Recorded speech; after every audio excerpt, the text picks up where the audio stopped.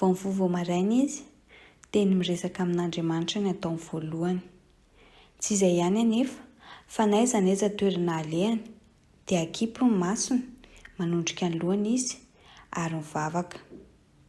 Na any an-dakozia, na any amin'ny dosy, na aiza n'aiza, any ka tsy mahavita n'inona ankoatr'izay izy mandritra ny tontolo androny. Izany ve ilay hoe fiainana kristianina? Avelako ianao amaly izay fanontaniana izay, fa androany entiko manaraka ianareo mandritra n'ity tontolo androko ity. Raha vao mifoha maraina aho dia mivavaka. Jehovah, maraina no nandrenisanao ny feoko, maraina no ivavahako aminao ka hanandratra aho. Misaotra an'Andriamanitra aho, mangataka ary miaino ihany koa, toy ireny miresaka amin'ny namako ireny mihitsy. Rapetrao aminy fanahinareo fa izy ny miahanareo. Ao amin'ny Petera 1:15 no misy an'izany.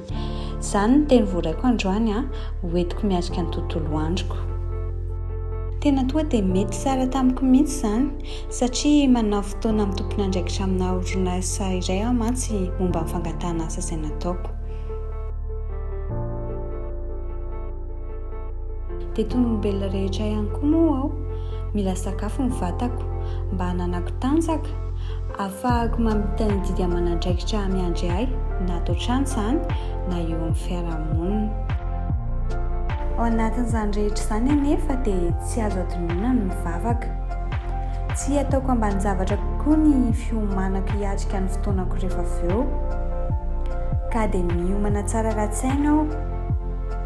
Miomana ra-batana ihany koa, satria isika dia tempolin'Andriamanitra.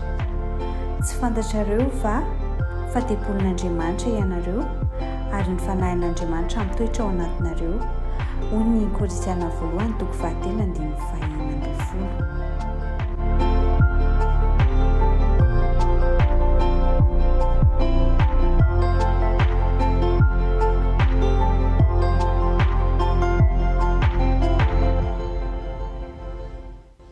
Rehefa vita ny fiomanako maro samihafa, dia andeha hivoaka amin'izay dia mbola mivavaka indray, satria ny ao amin'ny ohabolana 7:15 dia miteny hoe madika an Jehovah amin'ny fonao rehetra fa aza miantehatra amin'ny fahalalànao.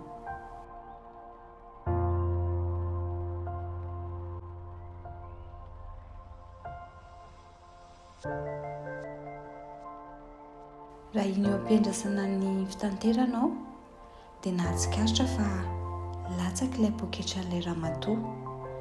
Tsy nisalasala aho fa avy dia niazakazaka anak'ilay poketra no sady nanenjika azy.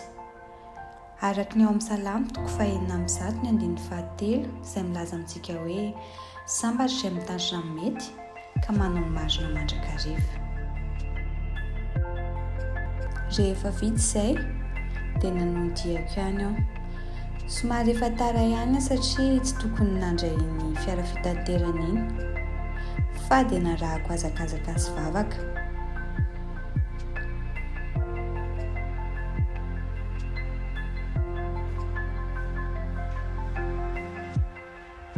Ka tonga soamantsara tany amin'ilay toerana ihany, dia nandroso tapahavononana sy ampilaminana tanteraka hiatrika ny dinidinika miaraka amin'ilay mpampiasa.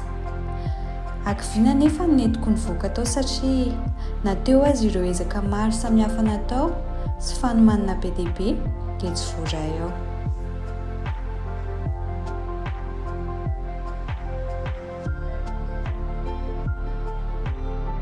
Fa na dia tao anaty fahadisom-panantenana tanteraka ary aho dia misaotra ireo namako nampahiray tamin'ny alalan'ilay tenin'Andriamanitra ao amin'ny Jeremia 9:20 hoe izao mahalala ny hevitra heverako anareo Jehovah, dia hevitra tonga fiadanana fa tsy loza mba hanome anareo fanantenana ny amin'ny farany. Rehefa tonga tao an-trano aho dia na dia mbola misy alahelo kely aza atao anato dia mahafinaritra foana ny mihaino sy ny hirahira fiderana kenkenonana.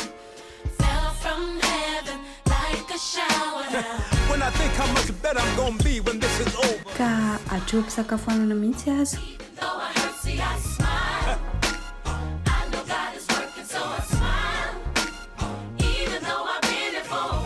What you do? I smile. dia rehefa alohan'ny atory indray dia itony fanaoko isan'andro dia mivavaka sy mamaky baiboly.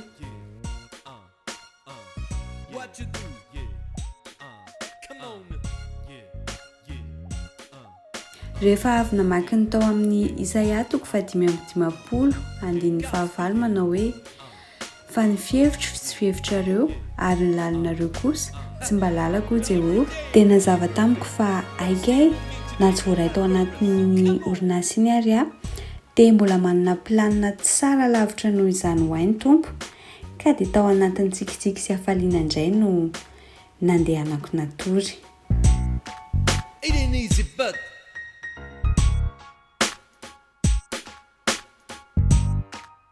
Where's that dog, yo?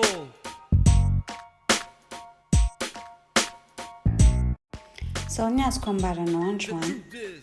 Na dia mitovy amin'ny olona rehetra samy kristianina dia tena manana mampiavaka azy dia tsy inona izany fa ny finoana izay mampifandray azy tsy tapaka amin'ny Jesosy Kristy izay tompony sy mpamosiny ary ekeny hitondra fiainany manontolo. Dia io finoana io ihany koa no ahafahany mifandray amin'ny mpino hafa toy ny namany. Izany hoe ny fiainana kristiana izany dia midika hoe fifandraisana amin'Andriamanitra sy fifandraisana amin'ny hafa koa.